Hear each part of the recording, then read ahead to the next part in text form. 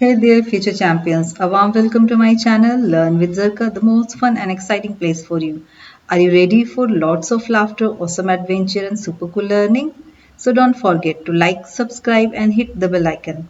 Let's explore, learn, and have the best time together. So, we are going to start the chapter 12 endocrine system and its remaining part we'll discuss today. आज हम लोग chapter 12 endocrine system का remaining part discuss करेंगे।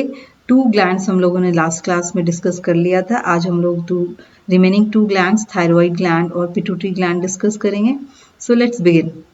Thyroid gland is bilobed structure situated in front of the neck just below the larynx.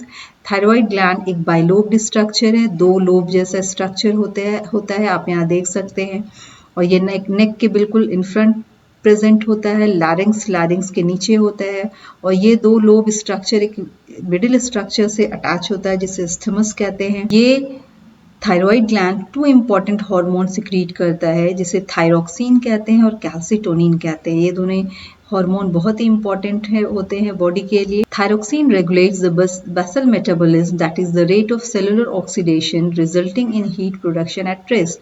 Thyroxine जो होता है वो basal metabolism को रेगुलेट करता है और सेलुलर ऑक्सीडेशन जो होते हैं और जिसमें कि सेल ग्लूकोज को ऑक्सीडाइज करता है, हीट का प्रोडक्शन होता है, एटीपी फॉर्मेशन होता है। ये जो प्रोसेस होता है इसे बेसल मेटाबॉलिज्म कहते हैं और ये इसी बेसल मेटाबॉलिज्म को थायरोक्सिन रेगुलेट करता है। An increase in the secretion increases metabolism and decrease in the secretion lowers. और मेटाबॉलिज्म का जो रेट होता है वो अगर थायरोक्सिन ज़्यादा रिलीज होगा तो मेटाबॉलिज्म भी इंक्रीज कर जाती है और अगर इसमें सिक्रीशन में कमी आती है तो इसका थायरोक्सिन का सिक्रीशन भी लोअर हो जाता है। It also influences the general growth of the body. ये बॉडी के जनरल ग्रोथ को भी इन्फ्लुएंस करता है। ऑसिफिकेशंस ऑफ बोन्स के ऑसिफिकेशन को। It also influence the general growth of body के जनरल ग्रोथ को इन्फ्लुएंस करता है। बोन्स के फॉर्मेशन को ये इन्फ्लुएंस करता है। बॉडी टेम्परेचर को इन्फ्लुएंस करता है। मेंटल डेवलपमेंट को ये इन्फ्लुएंस करता है, यानी बहुत सारी चीज़ों को ये रेगुलेट करता है। अब हम लोग देखते हैं कि अंडर सिक्रीशन, जब इसका सिक्रीशन थायरोक्सिन हार्मोन का सिक्रीशन जब कम होता है, अंडर सिक्रीशन और हाइपोथायरॉयडिज्म ये दोनों एक ही है। जब इनसफिशिएंट सिक्रीशन थायरोक्सिन का होता है तो तीन तरह के कंडीशंस डेवलप हो सकते हैं। एक simple goitre, cretinism and myxoedema. Simple goitre is the enlargement of thyroid. Simple goitre जो है वो थायराइड का इनलार्ज हो जाना and is visible as a swelling in the neck. और नेक जो होता है वो स्वेल कर जाता है, वो दिखने लगती है। This is due to the insufficient quantity of iodine in food. The condition is common in people living in the hilly region where iodine is deficient in the soil and hence the food grown there. तो hilly reason में जो खाने उगाए जाते हैं वहाँ पे उन खानों में, उन सॉइल में आयोडीन की कमी होती है जिसकी वजह से खानों में आयोडीन नहीं होने की वजह से इस तरह की डिफिशियंसी डेवलप हो जाती है। Next, cretinism. Cretinism is a condition which affects the growth of children, showing dwarfism and mental retardation. Cretinism एक ऐसा कंडीशन है जिसमें चिल्ड्रन के ग्रोथ पे असर पड़ता है, ग्रोथ रुक जाती है, बच्चे बौने हो जाते हैं, मेंटल जो जिस तरह से डेवलपमेंट होता है वो नहीं हो पाता। This is due to defective development और ये ऐसा इसलिए होता है क्योंकि पूरी अच्छे अमाउंट में this is due to the defective development. और ये डिफेक्टिव डेवलपमेंट की वजह से होता है। डेवलपमेंट जिस तरह से होना चाहिए हर ऑर्गन्स का वो नहीं हो पाता है। अर्ली एट्रोफी हो जाती है, मीन्स के ऑर्गन्स जो टिश्यूज जो होते हैं वो पहले ही श्रिंक कर जाते हैं थायराइड के। थर्ड है myxoedema. Myxoedema is a condition that affects an adult if this thyroid does not function properly. Myxoedema एक ऐसा कंडीशन है जो कि अडल्ट को अफेक्ट करता है अगर थायराइड अच्छे से प्रॉपरली फंक्शन ना करे। द पर्सन बिकम्स स्लगिश, और पर्सन जो होते हैं वो स्लगिश हो जाते हैं with swelling of the face swell कर जाते हैं, हैंड स्वेल कर जाते हैं। तो मिक्सोइडिमा भी एक ऐसा कंडीशन है जिसमें वो अडल्ट को इफेक्ट करता है। Over secretion, hyperthyroidism. Excess of thyroxine secretion may also cause a kind of goiter. Over secretion में भी एक तरह का गोइटर डेवलप होता है जिसे एक्सोप्थैलेमिक गोइटर कहते हैं। A person having problem of over secretion shows, जिन पर्सन को थायरोक्सिन बहुत ज़्यादा सिक्रीट होता है उसमें एक्सोप्थैलेमिक गोइटर कंडीशन डेवलप हो जाती है और उसके सिम्टम्स इस तरह से होते हैं। प्रोट्रूशन ऑफ आईज, आईज जो होता है वो सरफेस से बाहर आ जाता है, आंखें काफ़ी बाहर निकल आती है। Formation of goitre in the neck, neck में गोइटर का फॉर्मेशन हो जाता है। A marked increase in metabolic rate जो होते हैं वो बहुत हद तक बढ़ जाते हैं। हार्ट बीट बढ़ जाती है, सांसें फूलने लगती है। Now the next gland we have is the fourth one, pituitary.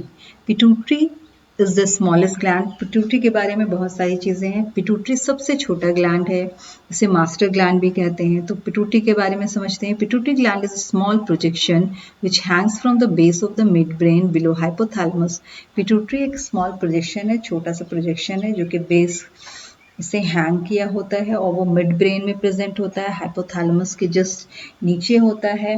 It is popularly called master gland. इसे मास्टर ग्लैंड कहते हैं because it seems to control practically all other endocrine gland. Pituitary gland को master gland भी कहते हैं क्योंकि ये और सारे ग्लैंड्स को रेगुलेट करता है, that's why it's called the master gland. Pituitary gland has two distinct lobe. Pituitary gland में भी टू डिस्टिंक्ट लोब होते हैं, यहाँ आप देख सकते हैं। ये पोस्टीरियर पिट्यूटरी है, this is the posterior pituitary and this is the anterior pituitary. और इसका जो वेट होता है इट इज ओनली हाफ ग्राम, मतलब आधा ग्राम होता है, बहुत ही छोटा है, पी साइज का ये ग्लैंड होते हैं। The front part of The front part of posterior pituitary is different from the rest of the lobe. The front part of the posterior pituitary is different from the rest of the lobe.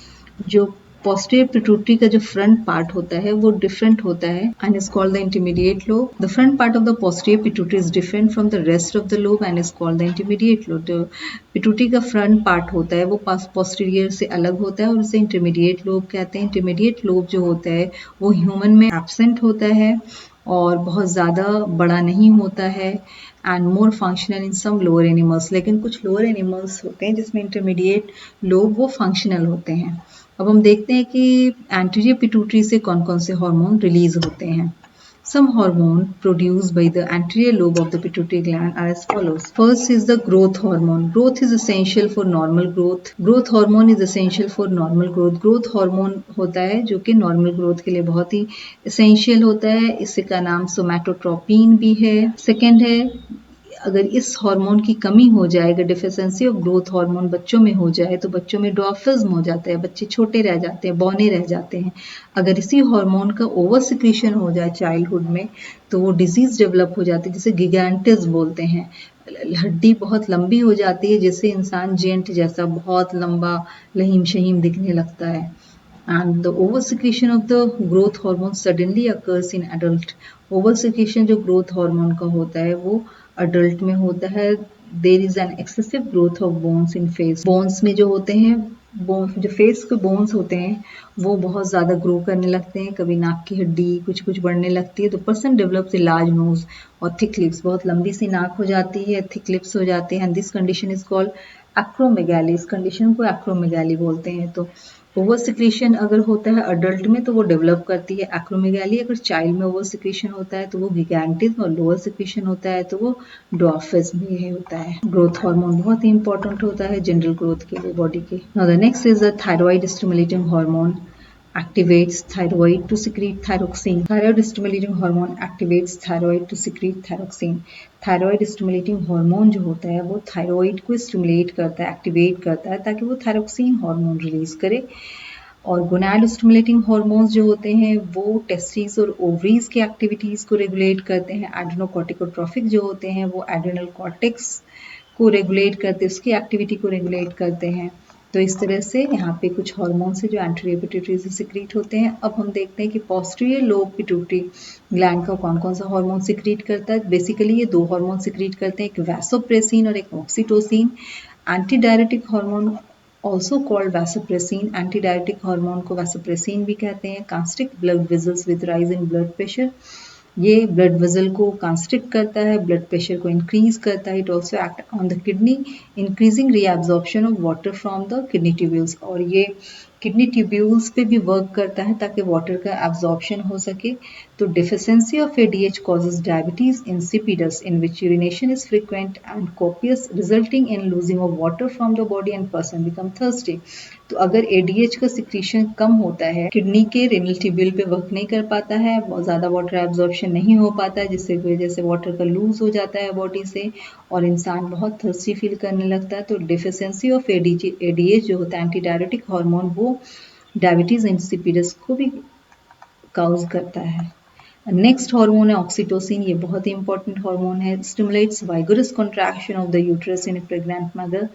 तो ये vigorous contraction जो pregnant mother होती है उसमें contraction uterus में ये generate करता है और leading to the birth of the baby, और जिसकी वजह से बच्चे का जन्म होता है और ये मिल्क एजेक्शन को भी स्टिमुलेट करता है। Now the next topic we have the control of hormonal secretions, feedback mechanism.